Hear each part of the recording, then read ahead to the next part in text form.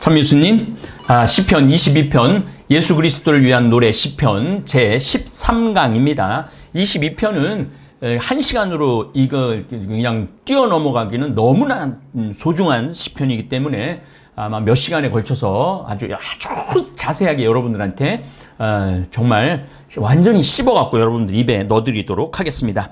이 시편 20편은 탄원 시편인데, 탄원 시편은 대부분이 원수를 갈아달라고 그러고 원수를 죽여달라고 그러고 원수를 지옥불에 보내달라고 그러는데, 이 시편만은 다른 사람을 원망하지 않아요. 자기의 처지를 굉장히 정말 너무 아름다운 언어이기도 하지만 고통스러운 언어로 하느님께 간구를 하고 나를 구해달라고, 다른 사람을 혼내고 이러는 게 아니라 나를 구해달라고, 나의 구원자가 되어달라는 그러한 시편입니다. 이 시편에는 하느님에게 선택받음과 버림받음, 친밀감과 거리감, 너무 멀기도 하고 너무 가깝기도 하고, 구원사와 현실, 그리고 죽음과 부활의 갈등이 강한 대조를 이루는 시편입니다. 시인의 애통이 갈수록 깊어지고 신음소리는 처절하고 고난은 깊어집니다. 속옷까지 벗겨지는 치욕과 수치를 당하고 죽음에 던져지는 거죠. 예수님 십자가에 못 박혔을 때 모든 옷을 다 벗기고 정말 벌거벗은 상태로 십자가에서 목숨을 봉헌하시죠. 이 시편 22편에 그 내용이 다 나옵니다. 이 시편은 인간의 고통과 메시아 임금의 고통, 이건 저는 이 구약성서를 읽으면서 신약성서가 다 보이는 게 너무 신기해요. 또 신약성서를 읽으면서 구약성서가 다 보이는 게 너무너무 신비한 거죠. 신비한 거죠. 어쨌거나 그리고 궁극적으로 그리스도의 고통과 순환에 대해서 예언해 줍니다. 죄의식과 죄 고백에 나타나는 다른 탄원 시편과 달리 이 시편은 시인의 죄가 전혀 나타나지 않습니다. 내가 무슨 잘못을 저질렀다 이런 것도 얘기를 안 해요.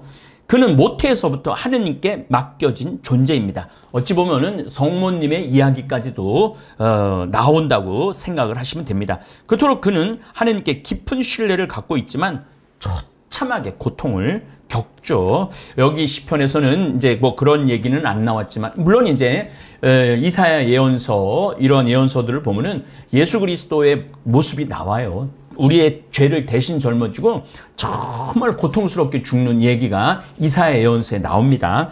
그거는 제가 또 나중에 또 그걸 묶어갖고 여러분들한테 설명을 좀 드리도록 하겠습니다. 그는 인간들에게서 버림받은 것만이 아니라 하느님에게서도 철저하게 버림을 받습니다. 그러나 그는 죽음에 이르러 하느님이 그에게 응답해 주셨기 때문에 죽음에서 구원되어 다시 살아나는 내용이 시편 22편의 내용입니다. 초기 그리스도인들은 시편 22편에서 예수님의 순환, 죽음, 부활의 신비를 이해하려고 노력을 했죠. 당연히 이해할 수밖에 없죠. 우리 한마는 이 세상 야속한 니마 이렇게 가버리면 어떻게 아무로 그러면 그렇지. 이런 우리 노래, 우리 시들 이런 것들도 우리의 이 한민족의 한이 서려 있듯이 시편 22편을 읽으면서 우리 그리스도인들, 초대 그리스도인들은 그 시편 22편하고 예수님의 십자가상의 죽음하고 연결이 돼 있는 거구나, 그렇게 이해를 했던 것이죠. 시편 22편과 복음서의 순환사와는 깊은 관련이 있습니다. 시편 22편 첫 번째 구절은 예수님의 마지막 말씀 중에 하나인 엘리 엘리 네마 사박타니, 마르코복음 15장 34절, 마태복음 27장 46절 이미 들었습니다. 지난 시간에. 이 구절은 극도의 외로움 속에 돌아가셔야 했던 예수님에게 너무나 잘 어울리는 말씀입니다. 예수님은 고통당하는 의인으로서 시편 22편 시인과 거의 똑같은 표현을 쓰죠. 22편의 시인은 고난받는 의인으로서 원수들을 향해 저주의 말을 전혀 하지 않아요. 제가 말씀드렸지만 원수들에 대한 얘기를 전혀 하지 않아요. 예수님이 당시 반대자들을 십자가에서 뭐라 그래? 아버지, 저들을 용서하소서. 저들이 지금 하고 있는 일을 모릅니다. 십자가에 못 박혀 돌아가시면서까지 용서를 하시는 거죠. 구약의 여느 시인들과 마찬가지로 예수님도 자신의 고통의 원인이 전적으로 하느님께 있음을 믿었던 것이죠. 하느님이 뜻이 있어서 치셨다는 얘기입니다. 22편 시인은 하느님의 부재를 체험하면서 죽음의 공포에서 구해주실 것을 간청하는 거죠. 시인은 결국 마지막에 가서 하느님의 구원을 받았고 그래서 그는 마지막에 찬양을 드립니다. 그러나 예수님은 실제로 돌아가시죠. 그렇지만 시편 22편에서는 회복에 대한 찬양과 감사 부분은 그리스도의 부활과 관련하여 메시아적 시각으로 이해할 수 있습니다. 자, 이제 시편으로 들어가겠습니다. 지휘자에게 새벽 암사슴 가락으로 시편 다윗. 그러니까 다윗 때 불렀다는 노래라는 얘기는 거의 1000년 전, 예수님 탄생 1000년 전 노래라는 얘기입니다. 기가 막힌 1000년 전에 이런 글이 나왔다라는 게, 예수님 탄생 1000년 전에 이런 글이 나왔다는 것은 1000년 동안 하느님의 구원의 역사가 꾸준히 준비됐다는 얘기예요. 그래서 예수님이 때가 차서 하느님 나라가 다가왔다, 회개하고 복음을 믿어라. 마르코복음 1장 15절에 일성입니다. 때가 차서 1000년이라는 시간 동안, 물론 창조부터 예수님의 탄생까지 하느님의 그 기가 막힌 섭리, 예수 그리스도를 준비하기, 강생을, 재림을 준비하기 위한 아주 노래예요, 노래. 하나의 정말 하느님의 구원의 드라마죠. 사랑의 편지라고 제가 얘기했죠. 구약성서는 하느님 사랑의 편지라고, 인간을 향한 사랑의 편지입니다. 머리글의 새벽, 곧 그늘진 어둠이 끝나는 시간으로 구원의 때를 말합니다. 구약성경에서는 새벽을 구원의 시간으로 봅니다. 그러니까 지휘자에게 새벽 안사슴 가락으로, 이건 뭐냐면 구원이라는 뜻이에요. 구원의 가락으로 부른다는 노래예요. 그러니까 저의 하느님, 저의 하느님, 어찌하여 저를 버리셨습니까? 이 첫 구절은 22편, 시편 22편 2절부터 32절까지의 요약 내용이에요. 요약 내용. 그러니까 여러분들 요 한 구절만 예수님이 십자가에서 엘리 네마 사박타니 했다고 마지막에 저 죽으면서 구원될 줄 알았더니 불신인가? 그게 전혀 아니라는 거를 말씀드립니다. 시인의 위기는 하느님이 그를 돌보지 않으신 데 있습니다. 저의 하느님이라고 2번이나 불러요. 저의 하느님, 저의 하느님. 그만큼 애절하다는 거예요. 저의 하느님, 저의 하느님.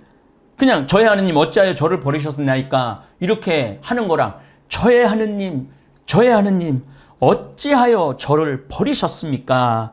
라고 2번이나 부름으로써 그의 간절한 심정을 표현하고 하느님과 시인의 특별한 관계를 말합니다. 그런데 문제는 저의 하느님께서 그를 버리셨다는 데 있습니다. 문제는. 자, 저의 하느님, 저의 하느님 2번 간절하게 불렀는데 그 다음 단어가 더 기가 막혀요. 어찌하여 저를 버리셨습니까? 어찌하여라는 부르짖음은 자신을 버리신 이해할 수 없는 하느님의 태도에 대한 항변이에요. 항변. 자신이 버림받은 사실을 도저히 이해하지 못하겠다는 탄원입니다. 이 말 속에서 버려서는 안 될 분이 자신을 버리셨다는 모순이 숨어 있습니다. 어찌하여 저를 버리셨습니까? 라는 말은 우리에게 아버지는 왜 그를 버렸을까? 하고 묻게 됩니다. 대답은 모든 민족을 위한 구속과 사람들을 위한 그리스도의 사랑 때문입니다. 예수님은 십자가에 의해서 돌아가실 때 이 구절로 기도하셨죠. 엘리 엘리 네마 사박타니. 그리고 여기 같은 한 구절 한 구절이 기가 막혀요. 저의 하느님, 저의 하느님 어찌하여 저를 버리셨습니까? 소리쳐 부르건만, 그냥 부르는 것도 아니야. 소리쳐 부르건만 구원은 멀리 있다, 이런 표현을 씁니다. 소리치다 히브리 말로 신음하다라는 거예요. 신음하다. 예수 그리스도께서 십자가에서 못 박혔을 때 얼마나 고통스럽겠어요. 이것은 동물의 으르렁거리는 소리입니다. 포효하는 소리로 특히 사자의 울부짖음을 가리킬 때 쓰이고 하느님께 불평할 때도 쓰이고 있습니다. 구원이 멀리 있는 것은 하느님이 멀리 계시기 때문인 거죠. 하느님이 멀리 계시다는 것은 그의 부르짖음이 응답받지 못해 버림받고 구원받지 못한 상태를 말합니다. 자, 저의 하느님 어찌하여 저를 버리셨습니까? 소리쳐 부르건만 구원은, 이 문세가 소리쳐 불러봐도 대답 없는 뭐 그런 노래 가사도 있죠. 소리쳐 부르건만 구원은 멀리 있습니다.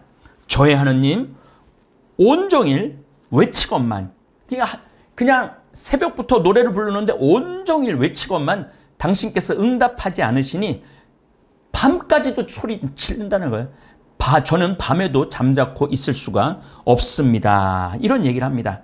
시인의 가장 큰 고통은 하느님이 그의 외침으로부터 멀리 계시다는 사실입니다.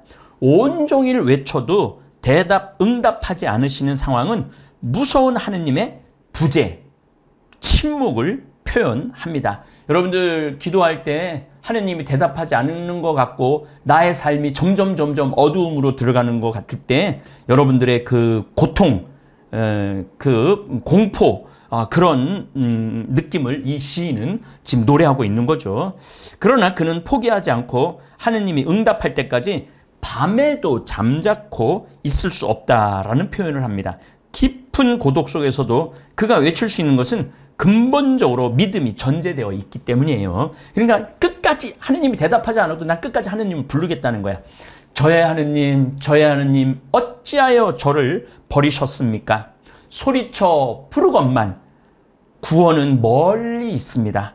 저의 하느님 온종일 외치건만 당신께서 하지 않으시니 저는 밤에도 잠자코 있을 수 없습니다.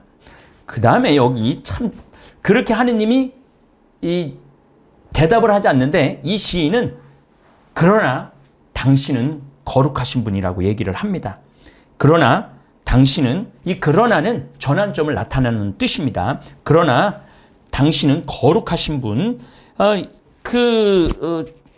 하느님 어찌하여 저를 버리셨나이까 소리쳐 부르건만 구원은 멀리 있습니다. 하느님의 부재를 얘기하지만은 다시 4절에는 그러나 당신은 거룩하신 분, 이스라엘의 찬양 위에 좌정하신 분이라고 표현을 합니다. 이 거룩하다라는 뜻은 아카드어, 그러니까 히브리어가 아카드어에서 많이 왔다고, 메소포타미아 문명 영향을 받았다고 제가 많이 말씀드렸죠. 아카드에서는 거룩한 게 무슨 뜻이냐면은 깨끗하다, 순수하다, 신성한 뜻이고 가나안 문헌에서는 거룩한 뜻을 지니고 있습니다. 그러니까 순수하고 깨끗하고 신성한 것이 거룩하다라는 뜻이에요. 당신은 거룩하신 분, 신성하신 분이라는 거죠. 이스라엘의 찬양 위에 자정하시는 분은 하느님이 혼자 떨어져 계시지만 동시에 인간에 가까이 계신, 자정하고 계신 분, 인간 찬양 위에 자정하신 분이라는 표현을 쓰죠. 저희 선조들은 당신을 신뢰하였습니다. 이게 신뢰가 굉장히 중요합니다. 믿음. 이 믿음이라는 게 이 구약 성서의 기본이에요. 기본. 하느님께 믿음을 뒀기 때문에 하느님은 나를 버리지 않으실 거라는 거지. 원수들 속에서도 나를 지켜주실 것이고 어둠 속에서도 건져주실 거라는 거예요. 여러분들도 이 하느님께 대한 믿음, 의구심이 있을 수 있어요. 성인들도 마귀들이 그렇게 믿음이 강하면 강할수록 마귀들이 괴롭힌다고 그래요. 여러분들도 정말 하느님 속에서 침잠하고 싶은데, 하느님 속에서 머무르고 싶은데 대답이 없을 때 정말 답답하죠. 그러나 나는 하느님의 존재를 끝도 없이 믿겠다 고백하고, 입으로 고백하고 마음으로 고백할 필요가 있는 거죠. 5절에서 6절에 하느님을 신뢰한다는 말을 3번 나옵니다. 저희 선조들은 당신을 신뢰하였습니다. 신뢰하였기에 당신께서 그들을 구하셨습니다. 당신께 부르짖어 구원을 받고 당신을 신뢰하여 부끄러운 일을 당하지 않았습니다. 라고 3번이나 신뢰라는 단어를 씁니다. 역사 속에서 하느님은 백성들의 고통에 무관심하지 않으시는 모습을 드러낼 내셨고 그래서 백성들은 하느님을 신뢰했던 것입니다. 신뢰는 하느님께 부르질 수 있는 바탕이 됩니다. 신뢰하지 않으면 어떻게 하느님을 불러요? 신뢰하기 때문에 하느님을 부르는 거죠. 시인은 하느님과의 관계에서 신뢰가 자신의 상황의 절대적 기초가 됨을 강조합니다. 여러분들도 신앙생활할 때 가장 중요한 건 믿음이에요. 믿음. 하느님의 부재, 세상이 너무 불의하고 나쁜 사람들이 권력을 쥐고 하느님이 없는 것 같다 하더라도 하느님은 반드시 정의를 세우시는 분이고 하느님은 이 당신의 모습에 따라 우리 인간을 세우셨기 때문에 착한 사람들이 결국은 보상을 받고 인내하는 사람들이 구원을 받는다라는 믿음을 여러분들 꼭 지니고 있으셔야 된다라는 거 마음속으로 계속 되뇌이실 필요가 있어요. 그는 고통 속에서도 과거의 선조들이 하느님을 신뢰하였고 하느님은 그들을 구원해 주신 역사를 떠올리는 거죠. 여기 이제 자기 자신이 얼마나 부족한 인간인지가 7, 8, 9절에 나옵니다. 그러나 저는 인간이 아닌 구더기, 사람들의 우쇳거리. 우쇳거리라는 것은 비웃음과 놀림거리라는 뜻입니다. 그러나 저는 인간이 아닌 구더기, 정말로 보잘것없는 존재라는 거죠. 사람들의 우쇳거리, 백성의 조롱거리, 저를 보는 자마다 저를 비웃고 입술을 삐죽거리며 머리를 흔들어 댑니다. 주님께서 맡겼으니 그분께서 그 자를 구하시겠지. 그분 마음에 드니 그분께서 구해내시겠지. 자, 요 얘기가 다시 한번 마태오복음으로 가겠습니다. 마태오복음 27장으로 가겠습니다. 마태오복음은 총 28장까지 돼 있습니다. 마지막 얘기죠. 자, 마태오복음 27장 39절에서 44절을 보면 지나가던 자들이 머리를 흔들어대며 예수님을 모독하면서 이렇게 말하였다. 성전을 허물고 사흘 안에 다시 짓겠다는 자야, 너 자신이나 조롱하는 거죠. 구해보아라. 내가 하느님의 아들이라면 십자가에서 내려와 보아라. 수석사제들도 이런 식으로 율법학자들과 원로들과 함께 조롱하며 말하였다. 여러분들, 예수님께서 사제들을 얼마나 많이 비난했습니까? 율법학자들을 얼마나 많이 꾸짖었습니까? 원로들을 얼마나 많이 비난했습니까? 그런데 마지막으로는 예수님은 패자가 되고 이들은 승자가 됐던 거죠. 함께 조롱하며 말하였다. 다른 이들은 구원하였으면서 자신은 구원하지 못하는군. 이스라엘의 임금이시면 지금 십자가에서 내려와 보시지. 그러면 우리가 믿을 터인데 하느님을 신뢰한다고 하니 하느님께서 저자가 마음에 드시면 지금 구해내 보시라지. 나는 하느님의 아들이다 하였으니 말이야. 예수님과 함께 십자가에 못 박힌 강도들마저도 예수님을 비아냥거렸던 것이죠. 그러니 얼마나 예수님의 십자가 위에서 고독하고 외로우셨겠어요. 제자들은 다 도망갔지. 백성들이 예루살렘 입성할 때 종려나무 가지를 흔들고 옷을 길에 깔고 예수님을 환영했습니다. 그러나 일주일 만에 십자가에 못 박으라고 외치던 군중들, 율법학자들, 원로들, 사제들, 사두가이파 사람들, 또 로마 병정들, 어느 하나 예수님을 조롱하지 않은 사람이 없었던 것이죠. 예수님은 정말 너무나 그 험난하고 힘든 길을 가셨죠.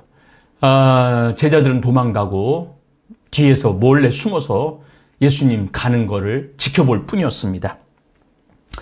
예수님한테 또 괴로웠던 거는 그 홀 어머니가 그 안타까운 눈으로 눈물을 흘리면서 따라오는 그 어머니의 모습을 봤을 때 얼마나 예수님 힘들었을 것 같습니까?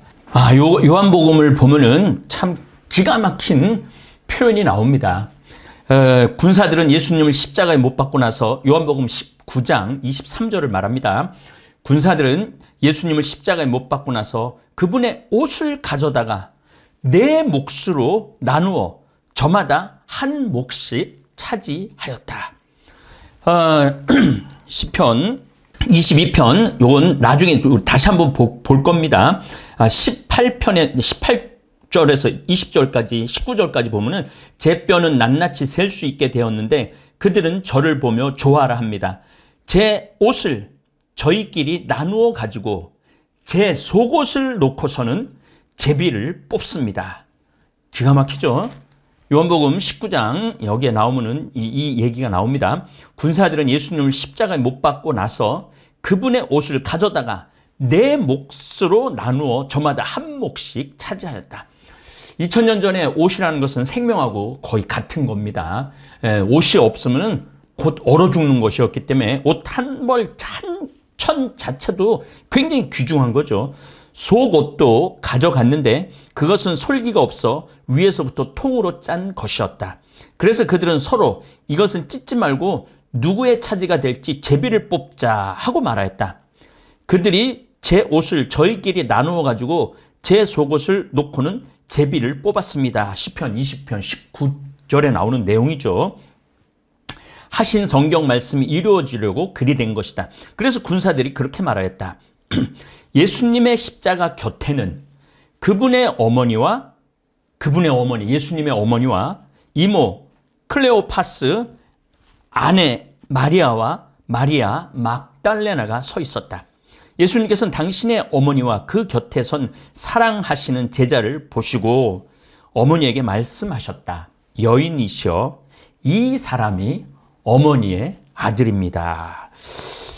그 유일한 정말 마지막까지 죽음을 지킨 그 어머니에게 계속 여인이여 앞부분은 젊었을 땐 그랬는데 십자가에서 유일하게 이 사람이 어머니의 아들입니다. 이어서 그 제자에게 이분이 내 어머니시다 하고 말했다. 그때부터 그 제자가 사도 요한 말하는 겁니다.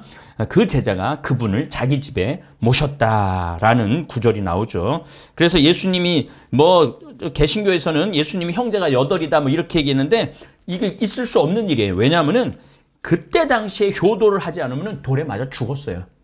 그럼 7이나 되는 형제를 놔두고 요한한테 맡긴다는 건 말이 안 되는 얘기거든요. 그러니까 예수님은 유일하게 예수님 한 분을 성모님은 낳으신 거죠. 그 어머니를 두고 이제 하늘로 올라가야 되니까 가장 사랑하는 제자한테 바로 이분이 내 어머니다.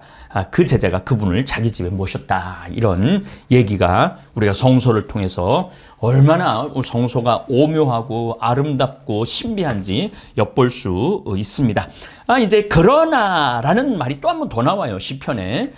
그러나가 2번 나와요. 4절에 그러나가 한 번 나오죠. 7절에 그러나 2번 나오는 겁니다. 또 10절에 그러나 여기는 다음 시간, 요 10절부터는 다음 시간에 하도록 하겠습니다. 이제 또 2절, 하느님 어찌하여 저를 버리시나이까 라는 그 성가 2절 듣도록 하겠습니다. 예, 감사합니다.